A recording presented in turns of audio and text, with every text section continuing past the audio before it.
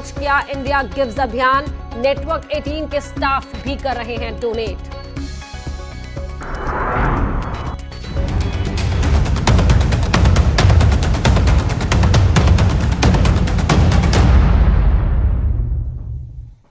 नमस्कार, स्वागत है आप सभी का। आपके साथ मैं हूं अपर्णा मौजम। खबरों की शुरुआत कर रहे हैं इस वक्त की बड़ी खबर के साथ। बड़ी खबर लखनऊ से आपको बता दें, जहां कोरोना के मद्देनजर स्वास्थ्य विभाग की युद्धस्तर की तैयारी देखने को मिल रही है। आवास विकास परिषद के अपार्टमेंट इस्तेमाल किए जाएंगे। लगभग 700 फ्लैट्स में आइसोलेशन वार्ड बनाया जाएगा, यानी कि इन 700 फ्लैट्स का इस्तेमाल आइसोलेशन वार्ड के तौर पर होगा। फुली आइसोलेटेड अपार्टमेंट के रूप में सरयू एन्क्लेव का इस्तेमाल किया जाएगा। स्वास्थ्य विभाग और परिषद की टीम ने इसका निरीक्षण किया है। कोरोना के मद्देनजर सरयू एन्क्लेव को आइसोलेशन वार्ड के रूप में विकसित किया जाएगा। आवास विकास परिषद ने समस्त जानकारी स्वास्थ्य विभाग के साथ बांटी है। अवध विहार कॉलोनी का सरयू एन्क्लेव स्वास्थ्य विभाग को हवाले करने की तैयारी में परिषद जुट गया है। इस वक्त की बड़ी खबर, तो युद्ध स्तर पर तैयारी इस वक्त जारी है। और अगली बड़ी खबर भी इसी से जुड़ी हुई है। वसीम रिजवी का ब्लड सैंपल लिया गया है। जी हां, कोरोना टेस्ट के लिए ब्लड सैंपल लिया गया है। सांस लेने में रिजवी को तकलीफ हुई, जिसके बाद उन्हें एडमिट किया गया। कुछ दिन पहले ही वसीम रिजवी दुबई से लौटे थे। शिया वक्फ बोर्ड के चेयरमैन हैं वसीम रिजवी, और सांस लेने में उन्होंने तकलीफ बताई, जिसके बाद उनका ब्लड सैंपल लिया गया है। और कुछ दिन पहले ही दुबई से लौटे थे वसीम रिजवी। कोरोना टेस्ट कराने के लिए उनका ये ब्लड सैंपल लिया गया है। एक और बड़ी खबर आपको हाथरस से बता दें, जहां लॉकडाउन के आदेशों की धज्जियां उड़ी हैं। ईंट भट्टा मालिक मजदूरों से अभी भी काम करवा रहा है। बिहार से आए मजदूर अभी भी यहां पर काम कर रहे हैं। आप इन तस्वीरों में देख सकते हैं। ऐसी लापरवाही महामारी को न्योता दे सकती है। प्रशासन का इस पर ध्यान नहीं गया है। ईंट भट्टा जो मालिक हैं वो अभी भी इन मजदूरों से लगातार काम करवा रहे हैं। देश भर में लॉकडाउन है और अभी ऐसी स्थिति वो दिखा रही है कि प्रशासन का ध्यान अभी इस ओर नहीं गया है। ऐसे में यहां ये बड़े तौर पर संक्रमण को न्योता देने जैसा है। हाथरस की तस्वीर, जहां ईंट भट्टा मालिक यहां बिहार से आए मजदूरों से अभी भी काम करवा रहे हैं। वहीं देवरिया का हाल आपको बताते हैं, जहां लॉकडाउन का उल्लंघन करने पर पुलिस ने लाठीचार्ज किया। एक महिला पाबंदी के बावजूद यहां धार्मिक आयोजन कर रही थी। अच्छी खासी भीड़ यहां पर लगी हुई थी। लोगों की शिकायत हुई, उसके बाद पुलिस पहुंची और पुलिस ने कोरोना के संकट के चलते धार्मिक आयोजन को रोकने की पहले अपील की, लेकिन आयोजन करने वाली महिला जिद पर अड़ गई। उसके बाद पुलिस ने हल्के बल का प्रयोग किया तो महिला को गुस्सा आ गया और वो तलवार लेकर, आप तस्वीरों में देख सकते हैं किस तरह महिला तलवार लेकर पुलिसकर्मियों के सामने आ गई। पुलिस ने धारा 144 के उल्लंघन का हवाला दिया और महिला से सरेंडर करने की गुजारिश की, लेकिन महिला पुलिस के सामने तलवार लहराती रही। लाख समझाने के बावजूद जब महिला नहीं मानी तो पुलिस को लाठीचार्ज करना पड़ा। बाद में पुलिस ने तलवार भी जब्त कर ली, कई लोगों को हिरासत में लिया। लाठीचार्ज के बाद लोग वहां से सामान उठाकर भागते दिखे। ये कोरोना को लेकर के तमाम भीड़, तमाम मरीज, तमाम कई तरह के लोग यहाँ इकट्ठे थे। मना किया गया, फिर प्रशासन को सूचना दिया गया, प्रशासन आया है और ये बहुत अच्छा काम हुआ है कि यहाँ बंद करा करके सबको यहाँ से हटाया। अब बिजनौर की तस्वीर आपको दिखाते हैं, जहां लॉकडाउन का असर दिख रहा है। यहां एक दूल्हा बाइक से अपनी बारात लेकर आया और शादी में कुल 5 बाराती ही आए। ये बारात शहर कोतवाली क्षेत्र के सिकंदरपुर में जाटान में आई।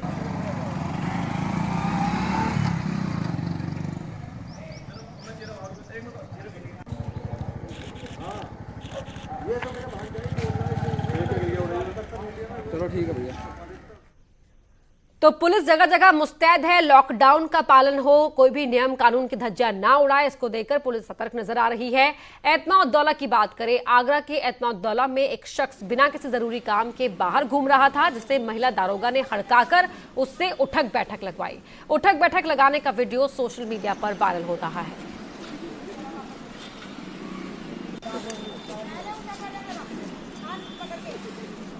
तस्वीर आप देख सकते हैं, युवक बेवजह घूम रहा था, इसे रोका गया, इससे कारण पूछा गया। जब ये कोई सही कारण नहीं बता पाया तो फिर यहाँ पर उसे उठक बैठक करवाई गई। उसे समझाया गया कि लॉकडाउन का मतलब क्या है और ये जनता की भलाई के लिए है, तो ऐसे में उसे घर से बाहर नहीं निकलना है और वो आगे ना ऐसा करे, इसलिए उससे पुलिस ने यहाँ पर उठक बैठक भी लगवाई।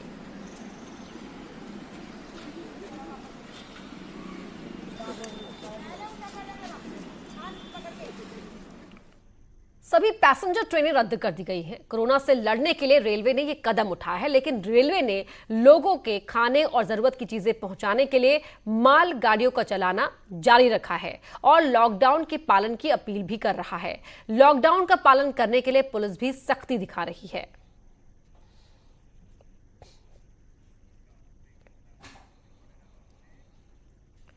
वहीं लखनऊ में लॉकडाउन पर अच्छी खबर, खाद्य सामग्री से जुड़ी गाड़ियों के लिए खत्म हुई नो एंट्री। सब्जी, फल और छोटी बड़ी गाड़ियां 24 घंटे चल पाएंगी। लखनऊ में 6,500 गाड़ियों के पास बनाए गए हैं। सिक्योरिटी कंपनी, कर्मचारी, पेट्रोल पंप कर्मियों को भी छूट दी गई है।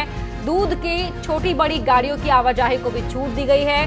पेट्रोल टैंकर को भी आवाजाही की छूट दी गई है। आवाजाही में छूट वालों को रोकने पर वो 112 पर शिकायत कर सकते हैं।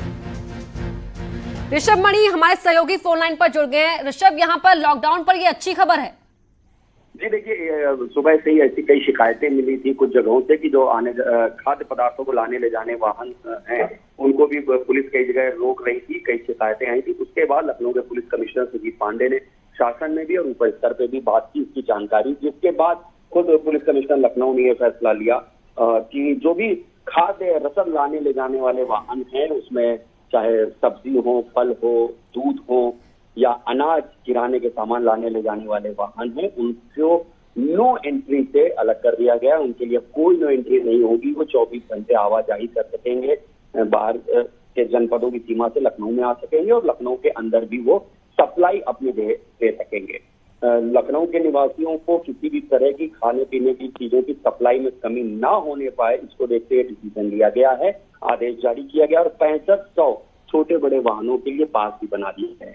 इसी के साथ एक शिकायत आ रही थी, जो आवश्यक सेवाओं से जुड़े हुए लोग हैं उनको भी कई जगह रोका जा रहा था, तो आदेश जारी किया गया लखनऊ पुलिस कमिश्नर की ओर से कि जो पेट्रोल पंप कर्मी हैं, स्वास्थ्य कर्मी हैं या जो सिक्योरिटी एजेंसी के कर्मचारी हैं या RWA में जो सिक्योरिटी में तैनात हैं, पैरामेडिकल स्टाफ है, वो सब अपना आई कार्ड दिखाएंगे तभी पुलिस उनको जाने देगी।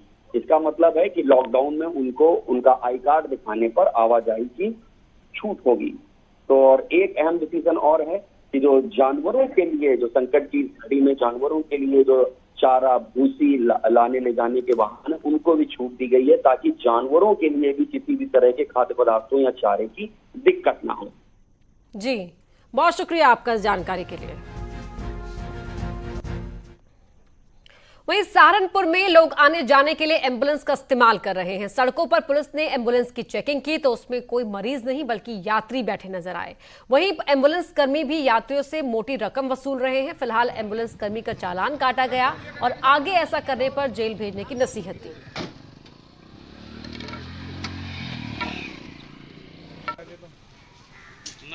तस्वीर आप देख सकते हैं, ये एम्बुलेंस में जो लोग बैठे हुए हैं कोई मरीज या तीमारदार नहीं है, बल्कि यहाँ पर सवारियों को एम्बुलेंस कर्मी इस तरह एम्बुलेंस पे ले जा रहा था, उनसे मोटी रकम भी वसूल रहा था। उसे रोका गया। जब उससे पूछताछ हुई तो यहाँ पर ये सामने आया कि ये इन लोगों को बतौर यात्री इस एम्बुलेंस कर्मी में बैठाकर ले जा रहा है। आप देखिए किस तरह करीब ये 5-6 लोग हैं जो इस एम्बुलेंस के अंदर बैठे हुए हैं।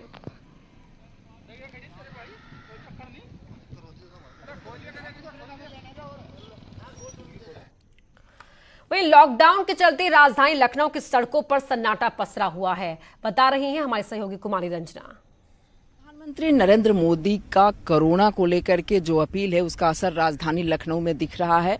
पूरी दुकानें बंद हैं, चौराहों पे सन्नाटा छाया हुआ है। राशन की दुकान जो है वो जरूर खुली हुई है क्योंकि जरूरत का सामान वहां पे लोगों को मिल रहा है और लोग ले रहे हैं। बाकी सारी दुकानें लगभग यहाँ पे बंद है, केवल राशन और दूध की दुकानों को छोड़ के, दवा की दुकानों को छोड़ के। और ये हम देख सकते हैं कि हम गोमती नगर में खड़े हैं और यहाँ पे जो शहीद पथ है ऊपर से वो गुजरता है। शहीद पथ से जो आने वाले रास्ते हैं उसको भी बैरिकेड किया गया है। जो चौराहे के पास से रास्ते आते हैं उसको भी बैरिकेड किया गया है। हर चौराहे पे पुलिस खड़ी है और वो हर आने जाने वाले को, जो इसेंशियल सेवाओं में जो लोग हैं उन्हीं के लिए कार्ड बना है और उन्हीं को केवल अलाउ किया जा रहा है शहर में आने के लिए। और बाकी सभी चीजें बंद हैं। जो जरूरी, जो अगर किसी को दवा लेनी है वही बाहर निकल रहा है, किसी के घर में राशन नहीं है वही बाहर निकल रहा है। तो इस तरह से पूरा, अगर हम राजधानी की बात करें तो राजधानी में बिल्कुल सन्नाटा छाया हुआ है। केवल जरूरतमंद लोग ही सड़क पे दिख रहे हैं और इसका प्रधानमंत्री की अपील की, सीएम योगी की अपील की, सबका असर राजधानी लखनऊ की सड़कों पे दिख रहा है। कैमरामैन अनिल के साथ Ranjana, news 18 Lucknow.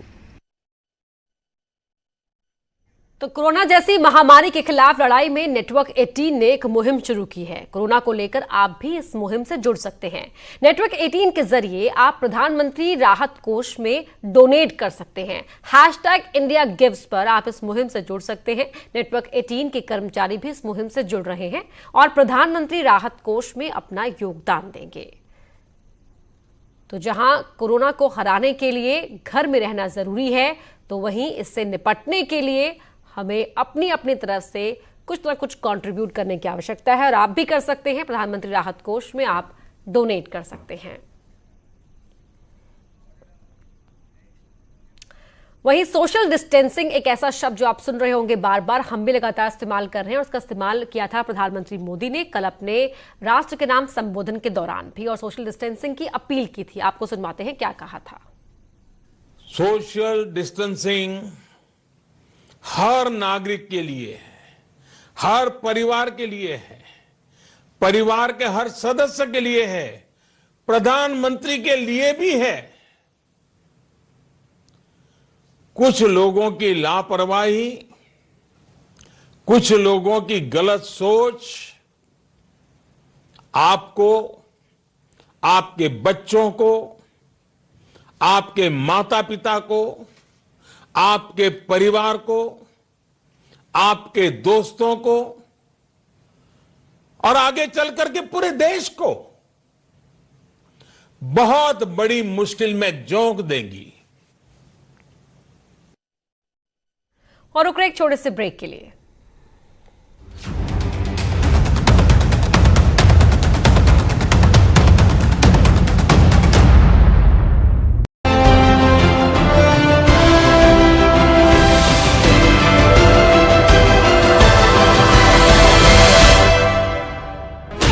$16 channels, 15 languages, 26 states, 1,200 plus reporters, 66.9 crore viewers. India's largest news network, News 18 Network.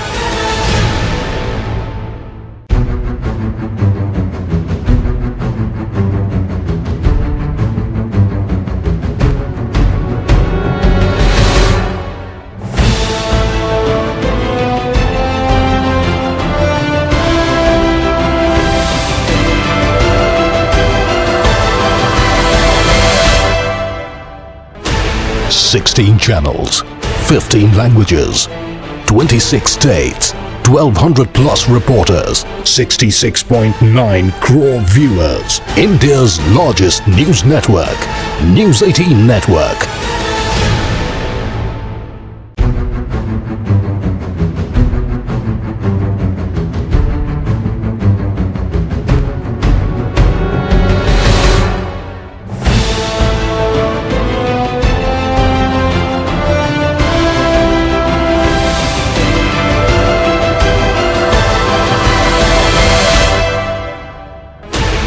$16 channels, 15 languages, 26 states, 1,200 plus reporters, 66.9 crore viewers. India's largest news network, News 18 Network.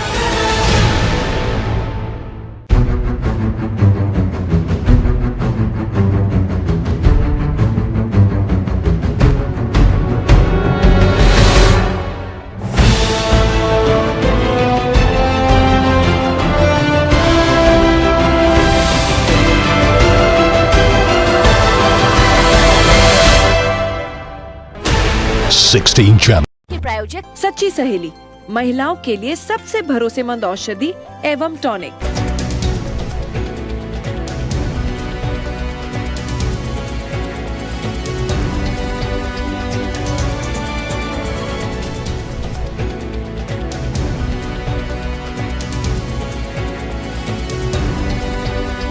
इस न्यूज हेडलाइंस के प्रायोजक सच्ची सहेली, महिलाओं के लिए सबसे भरोसेमंद औषधि एवं टॉनिक।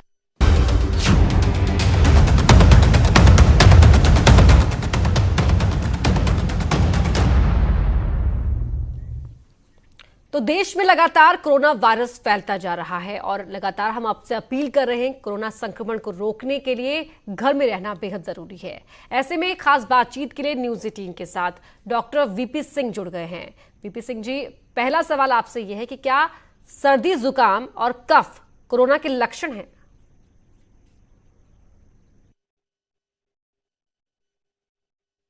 हाँ, बिल्कुल, सर्दी जुकाम जो है कोरोना का लक्षण हो सकता है। शुरुआती जो लक्षण होते हैं कोरोना के, वो एक common viral fever, common cold की तरह होते हैं और आगे चल के उसमें अगर आपको बुखार भी आ जाए, तेज सिर दर्द हो जाए या आपको पेट में कोई डिसेंट्री या लूज मोशन होने लगे, तो आप समझिए कि आपके लक्षण ध्यान देने योग्य हैं। आपको कोई भी लक्षण हो, आप अपने डॉक्टर से कंसल्ट करें और मैं एडवाइज़ करूंगा, आजकल हर एक का कोई ना कोई फैमिली डॉक्टर होता है, तो उससे व्हाट्सएप वीडियो कॉल कर लें या नॉर्मल कॉल करके उससे आप राय ले लें। तुरंत जो है क्लिनिक या डॉक्टर की तरफ भागने का प्रयास भी न करें। कोरोना से ग्रसित होने के बाद कितने दिन में ये सिम्टम्स दिखाई देने लगते हैं?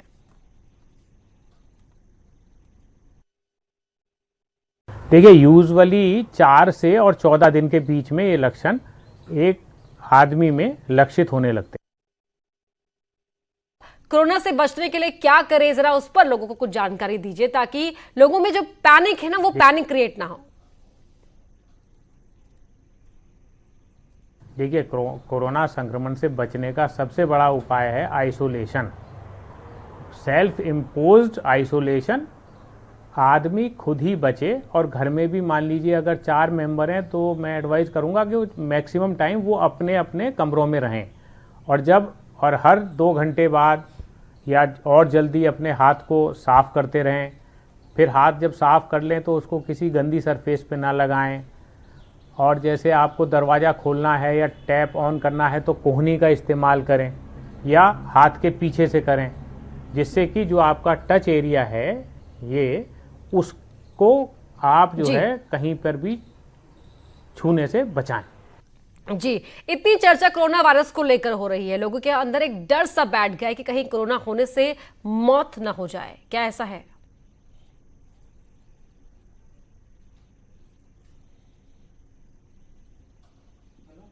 नहीं, कोरोना का मतलब तो कोरोना एक वायरस है, इसकी संरचना एक क्राउन की तरह है, मुकुट, इसीलिए इसको कोरोना कहा गया। और इसका ये मतलब नहीं है कि आपका इससे ये है कि अगर ये हो गया तो आपकी मृत्यु हो जाएगी, नहीं। इसमें मृत्यु दर तो बहुत कम है, करीब 3% है, तो 97% लोग तो ठीक ही हो जाएंगे जी। वो इम्यूनिटी अपनी उनकी होती है और इम्यूनिटी इसको ओवरकम कर लेती है जी। और इससे हम बच कैसे सकते हैं?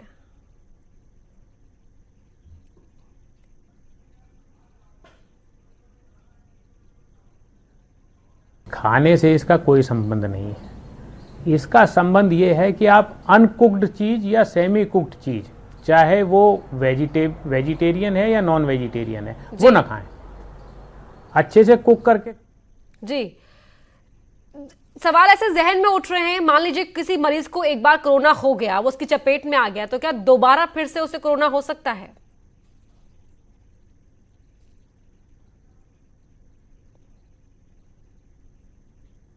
जी हाँ, ये एक बात है। अभी मैंने एक रिपोर्ट पढ़ी थी तो उसमें जापान में एक केस रिलैप्स हुआ है, जिसको एक बार कोरोना का इलाज से ठीक हो गया, वो दोबारा आया। ये इसी तरीके से है जैसे आपने देखा होगा कि डेंगू एक बार हो गया, तो हमने अपने क्लिनिकल प्रैक्टिस में देखा है कि एक मरीज हमारा ऐसा था, उसको 3 बार डेंगू हो चुका है, हर साल हो जाता है। इसका मतलब जो वायरस है वो अपनी संरचना बदल ले रहा है। तो आपकी संरचना मान लीजिए ए टाइप से आप पे इम्यूनिटी है और वो म्यूटेट करके बी टाइप में कन्वर्ट हो जाती है, तो वो फिर दोबारा इन्फेक्ट कर सकता है। जी, लॉकडाउन की खबरों के बाद देश के अलग अलग हिस्सों से काम करने वाले लोग अपने घरों की तरफ लौट रहे हैं, तो ऐसे में इन लोगों से कैसे बचा जाए, मतलब कैसे बच सकते हैं?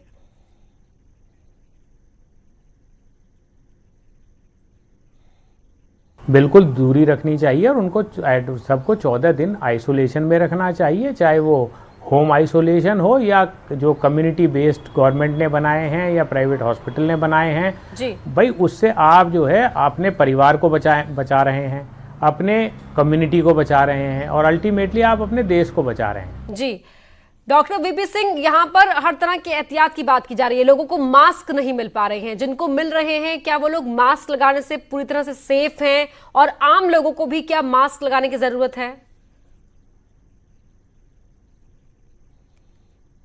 नहीं, मास्क पूरी तरीके से कोरोना से नहीं बचा सकता है। मास्क का रोल जब आता है कि जब आप क्लोज कांटेक्ट में कोरोना पेशेंट से या सस्पेक्टेड कोरोना से आते हैं। मास्क का ज़्यादा रोल हेल्थ वर्कर्स के लिए इम्पॉर्टेंट है या जो मास हैंडलिंग कर रहे हैं, जैसे आप समझिए कि मेडिकल स्टोर वाले हैं या आपके रेलवे वाले हैं, हवाई यात्रा वाले हैं, आप लोग हैं, प्रेस वाले हैं, जो आप जाके इंटरव्यू लेते रहते हैं यदा कदा पब्लिक का, उस स्थिति में इस्तेमाल करें।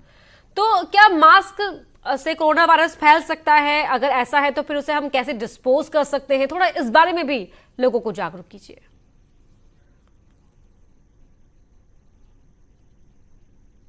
हाँ, देखिए होता क्या है कि अभी जैसे आया कि कोरोना का जो वायरस है वो 3 घंटे से लगा के और 4-6 दिन तक सरवाइव कर सकता है जी डेड सरफेसिस पे जी। तो जब आप अपना मास्क को डिस्कार्ड करें तो मैं तो एडवाइज करूंगा कि उसको जला दें, बर्न कर दें।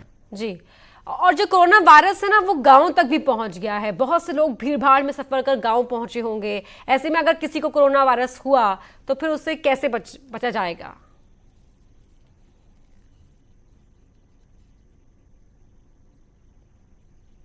लेवल पे अपने घरों को लौटे हैं, रेल बिल्कुल पैक्ड, बस की छत पे लोग बैठे हुए हैं, तो क्या हो रहा, बड़ा